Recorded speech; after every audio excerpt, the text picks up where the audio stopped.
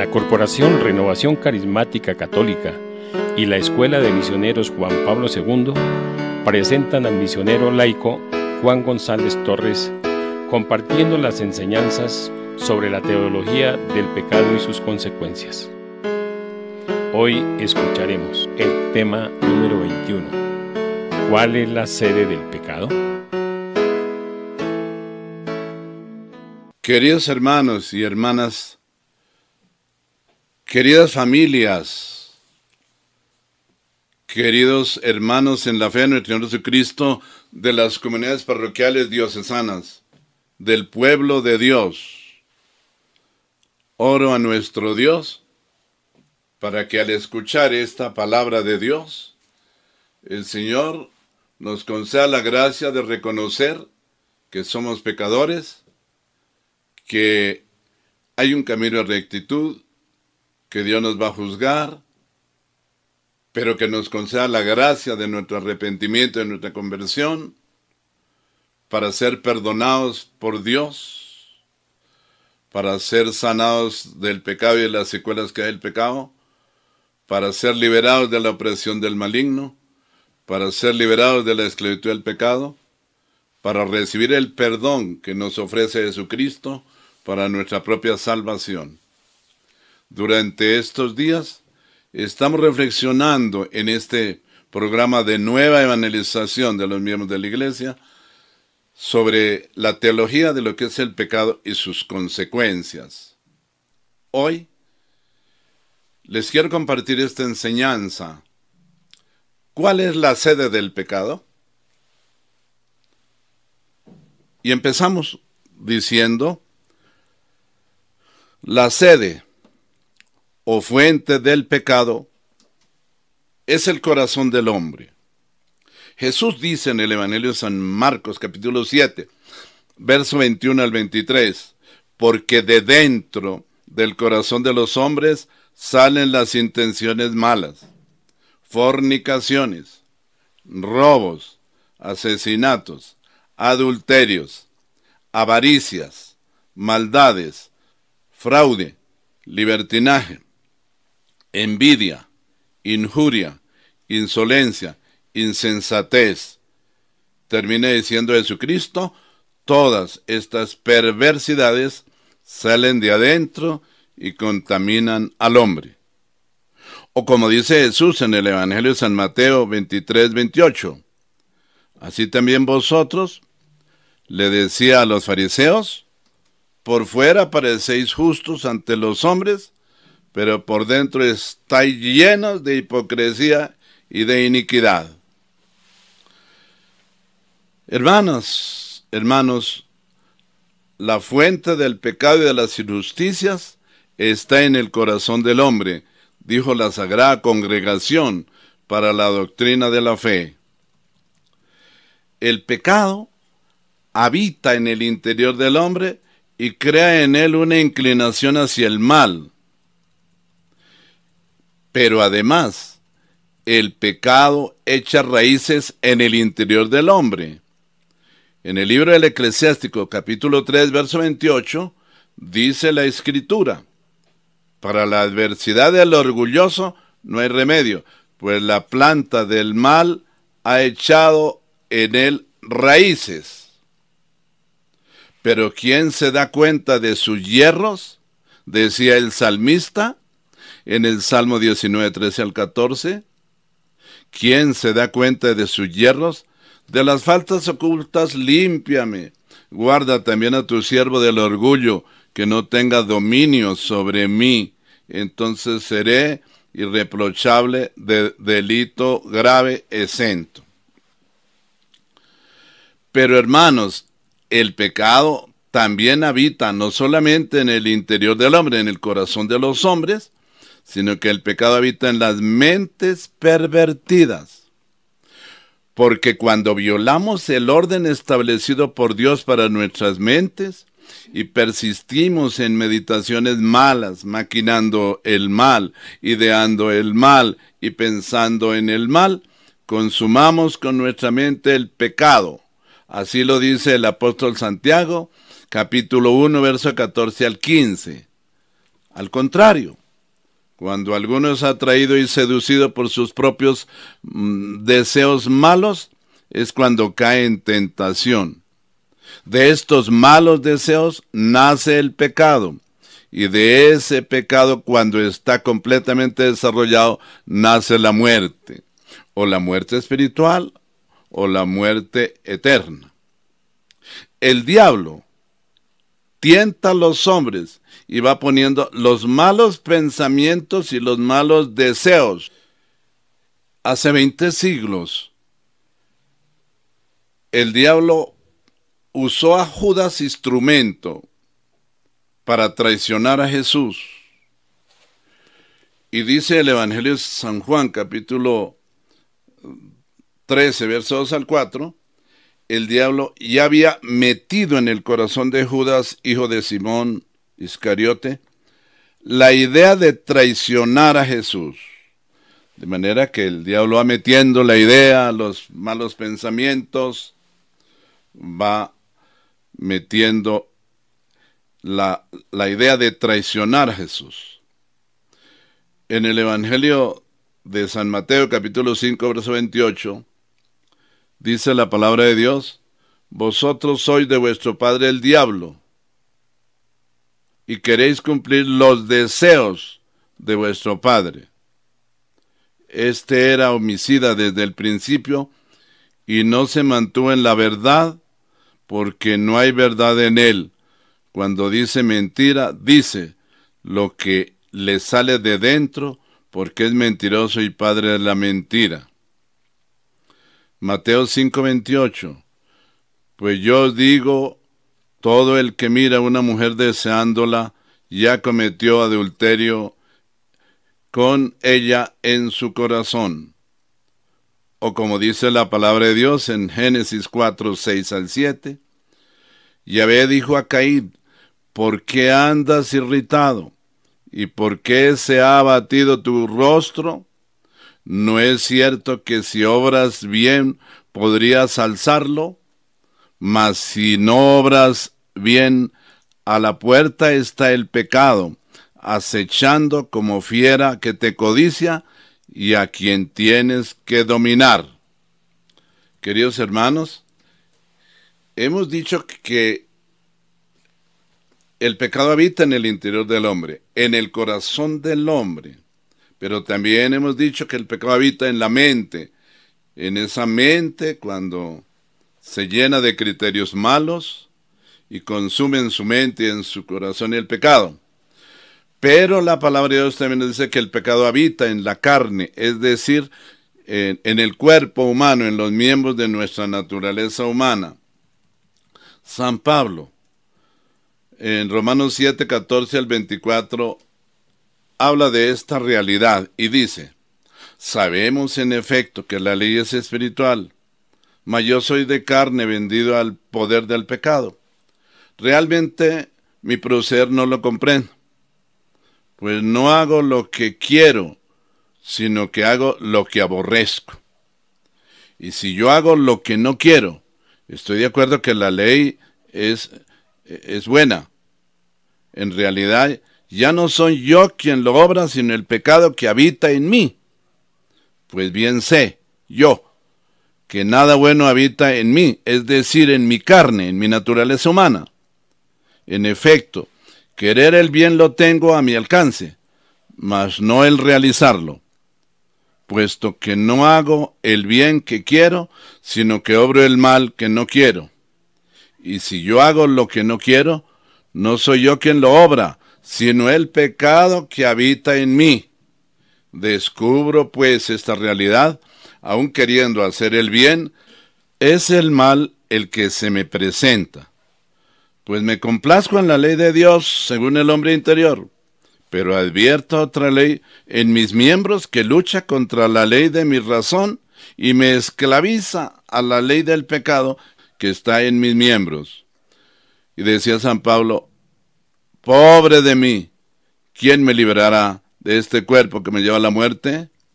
Y recibe una revelación de Dios y dice: solamente Dios, por medio de nuestro Señor Jesucristo. Porque Jesucristo dijo: estas palabras, Juan 8:34 al 36. Todos los que pecan son esclavos del pecado. Pero si el Hijo de Dios los libera del pecado, que usted los hace esclavos, ustedes serán verdaderamente liberados y vivirán la libertad de los hijos de Dios.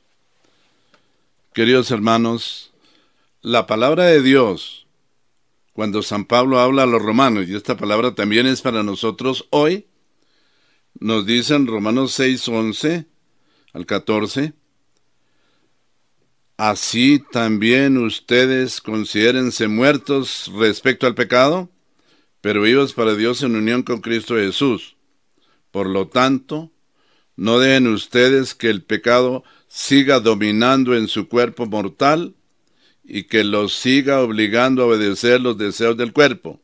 No entreguen su cuerpo al pecado como instrumento para hacer lo malo. Al contrario, entréguense a Dios como personas que han muerto y han vuelto a vivir, y entréguenle su cuerpo como instrumento para hacer lo bueno.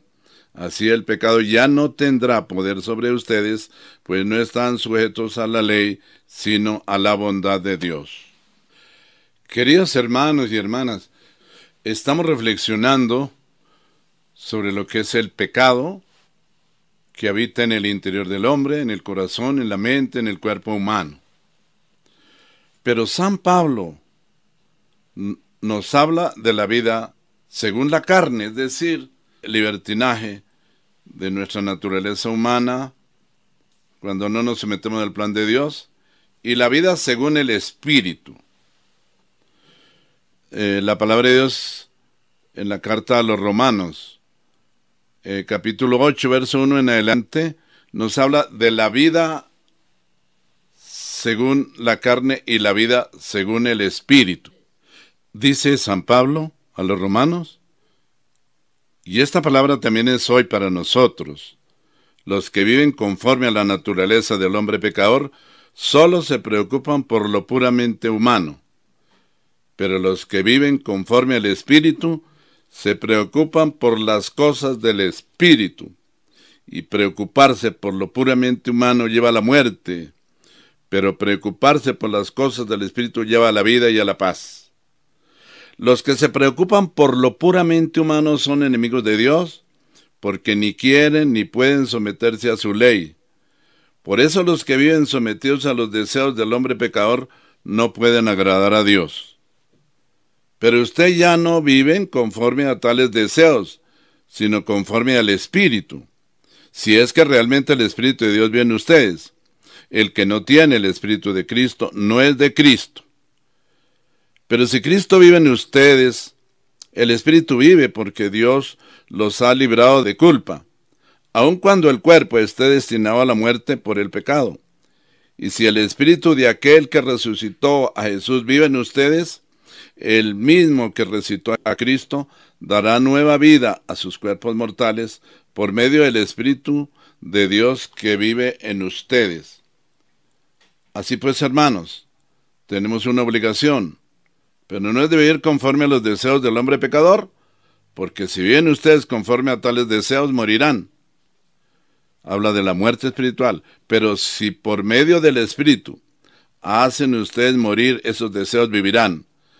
Todos los que son guiados por el Espíritu de Dios son hijos de Dios, pues ustedes no han recibido un espíritu de esclavitud que los lleve otra vez a tener miedo, sino el Espíritu que los hace hijos de Dios. Por este Espíritu nos dirigimos a Dios diciendo, Padre, Padre mío. Y este mismo Espíritu se une a nuestro Espíritu para dar testimonio de que ya somos hijos de Dios.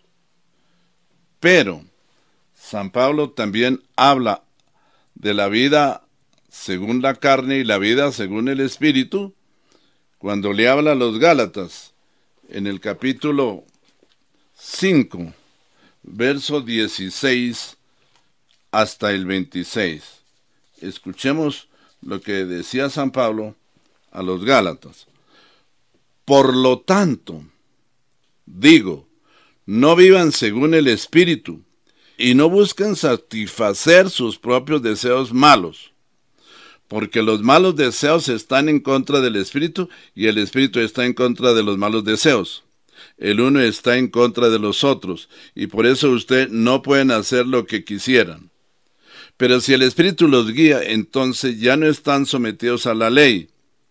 Y dice San Pablo, es fácil ver lo que hacen quienes siguen los malos deseos, es decir, los que viven según su naturaleza humana pecadora. Cometen inmoralidades sexuales, hacen cosas impuras y viciosas, adoran ídolos y practican la brujería, mantienen odios, discordias y celos, se enojan fácilmente, causan divisiones y partidismos, son envidiosos, borrachos, glotones y otras cosas parecidas. Les advierto a ustedes, como ya antes lo he hecho, que los que así se portan no tendrán parte en el reino de Dios, a no ser que se arrepientan, que reconozcan de que somos pecadores, que se conviertan a Jesucristo, que confiesen todos sus pecados, que reciban la absolución sacramental y que empiecen a vivir una vida nueva, no según la carne, sino según el Espíritu de Dios. Y entonces San Pablo dice, ¿cuáles son los frutos de los que viven la vida según el Espíritu de Dios? Gálatas 5:22. En cambio, lo que el Espíritu Santo produce cuando viene a nosotros es amor, alegría, paz, paciencia, amabilidad, bondad, fidelidad, fe, humildad y dominio propio. Esos son los frutos de los que vivimos por la gracia de Dios según el Espíritu. Estamos convocados por Dios a vivir una vida en el Espíritu y según el Espíritu de Dios. Queridos hermanos, son dos fuerzas opuestas que tienden hacia direcciones diferentes. Como le dice San Pablo en Gálatas 5:17, pues los deseos de la carne se oponen al Espíritu y los deseos del Espíritu se oponen a la carne. Los dos se contraponen, de suerte que ustedes no pueden obrar como quisieran.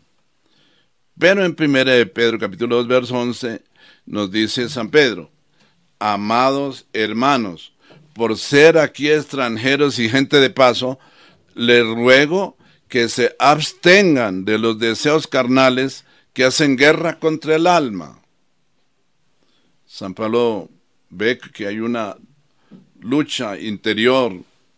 Por un lado, los malos deseos de nuestra naturaleza humana que habitan en nuestro cuerpo, y por otro lado, la vida en el Espíritu Santo de los que poseemos y somos guiados por el Espíritu de Dios.